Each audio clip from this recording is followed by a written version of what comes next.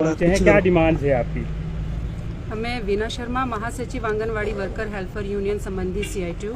आज हमारा जो प्रतिनिधि मंडल है मंत्री साहब से मिलने पहुंचा है और हमारी डिमांड जो इस प्रकार से है, उसमें सबसे पहली डिमांड हमारी जो प्री प्राइमरी में है वो आंगनवाड़ी वर्कर्स की भर्ती उसके अंदर की जाए और 100% भर्ती उसमें की जाए, क्योंकि ये जो काम है हम पिछले 45 वर्षों से कर रहे हैं और हम सरकार से डिमांड करते हैं कि जो 6 साल तक के बच्चों की शिक्षा का जिम्मा है वो आंगनवाड़ी वर्कर्स को ही दिया जाए। अगली डिमांड हमारी जो अभी 25 अप्रैल 2022 को सुप्रीम कोर्ट का निर्णय आया है, उसके तहत जो आंगनवाड़ी वर्कर्स हेल्पर्स हैं वो ग्रेजुटी के दायरे में आएंगे और वो ग्रेजुटी की हकदार हैं। तो जो सुप्रीम कोर्ट का ऑर्डर है उसको राज्य सरकार लागू करे और सभी जो रिटायर वर्कर्स हेल्पर्स हैं उनको ग्रेजुटी उपलब्ध करवाई जाए। अगला हमारा हरियाणा की तर्ज पर मानदेय देने की बात हम हर बार हर सरकार से करते हैं कि हरियाणा की तर्ज पर वेतन दिया जाए और वेतन उनके सेवा काल के हिसाब से तय किया जाए, जो भी उनका सेवा काल है।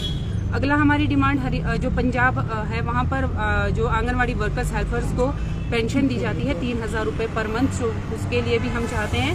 साथ ही पंजाब में मेडिकल अवकाश दिया जाता है, क्योंकि महिलाएं हैं, महिलाओं से संबंधित स्वास्थ्य संबंधी कई बार गंभीर बीमारियां हो जाती हैं, जैसे यूट्रस रिमूव है या टांग टूटना, कुछ भी को मिसहैपनिंग हो जाती है या किसी का हार्ट का ऑपरेशन हुआ है, तो विभाग द्वारा हमें जो हमारा मानदेय है उसको काटकर छुट्टियां दी जाती है, जो कि सही नहीं है, क्योंकि उस वक्त जो वर्कर्स है हेल्पर्स है उसको जरूरत ज्यादा है पैसे की, लेकिन सरकार उस वक्त हमें छुट्टी भी हमारा मानदेय काट के देती है। तो हमें मेडिकल अवकाश जो है मानदेय सही चाहिए, वो भी हमारी एक डिमांड रही। अगली हमारा है जो आयु आंगनवाड़ी वर्कर हेल्पर की रिटायरमेंट की आयु जो है 65 वर्ष की जाए। साथ ही रिटायरमेंट पर पेंशन, ये तो हमारी डिमांड है ही।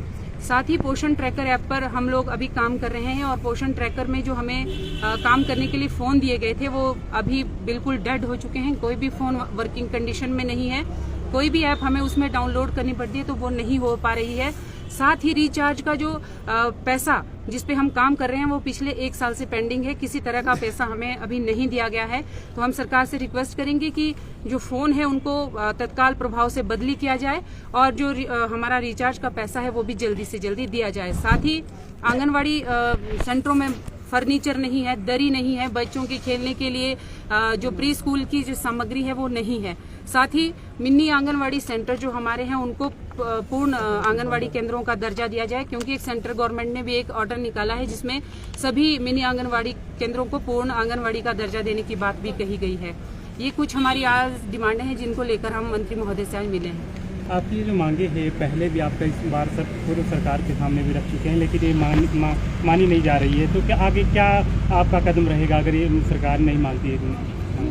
सर, इसमें मेरा ये कहना है कि अगर कोई हमारी डिमांड्स को नहीं मानता है तो यूनियन के पास वही है कि हमें संघर्ष में जाना पड़ेगा, रैली करनी पड़ेगी, प्रदर्शन करना पड़ेगा, हो सकता है अनिश्चितकालीन हड़ताल की तरफ भी हम लोग जा सकते हैं। तो वो प्लान करेंगे, लेकिन एक बार पहले मंत्री जी से मिलना बहुत जरूरी था।